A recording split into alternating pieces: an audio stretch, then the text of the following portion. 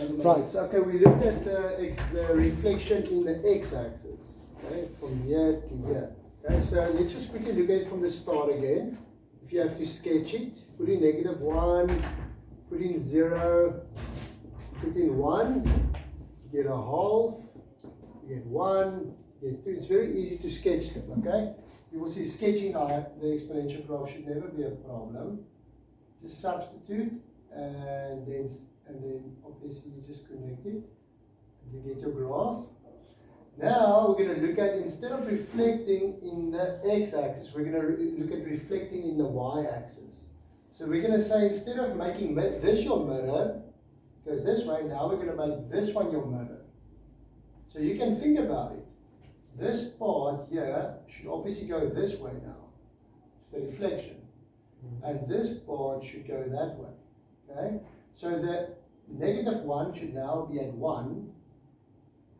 And the 2 there and 1 should be at -1. So if you think about it, when you're reflecting the y-axis, the y value stays the same. Remember, when you reflect in the x-axis, the y values change from a half to -half. From 2 to -2 when you reflect in the x-axis. But when you reflect in the y-axis, it's actually the x values that's changing now.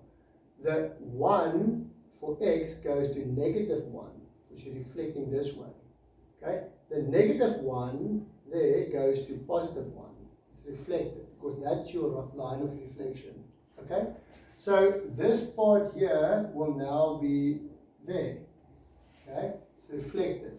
And that part there will now be there. Okay. So you get that part reflected this way, this part reflected that way. That is the reflection in the line x equal to 0, which is your y-axis. So what you can remember is a reflection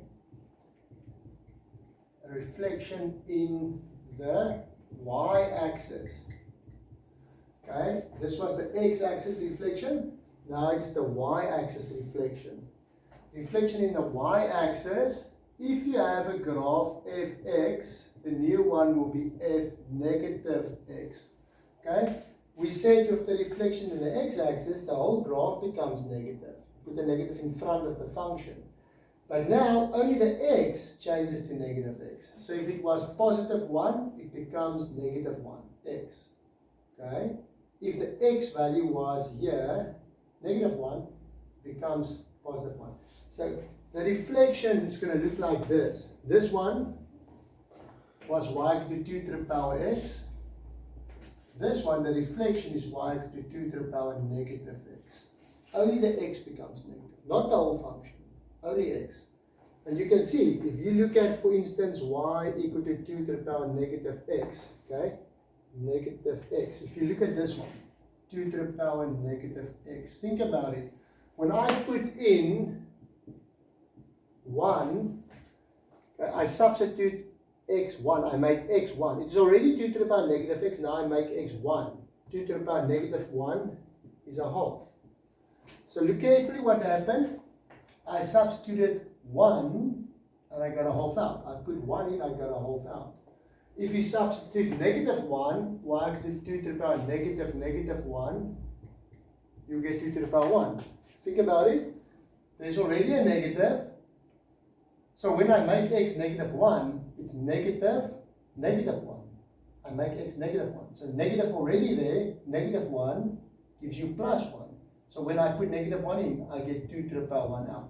Put -1 in, I get 2 to the power 1 out. So you can see the reflection is when I just... So basically, let's say you get a graph like this. Fx equal to 3 times 2 to the power x plus 5. And I say, what's the reflection? It's just going to be the reflection in the y-axis. It's just going to be 3 times 2 to the power -x plus 5. Okay? You only change the x to a -x when you're reflecting in the y-axis. Okay.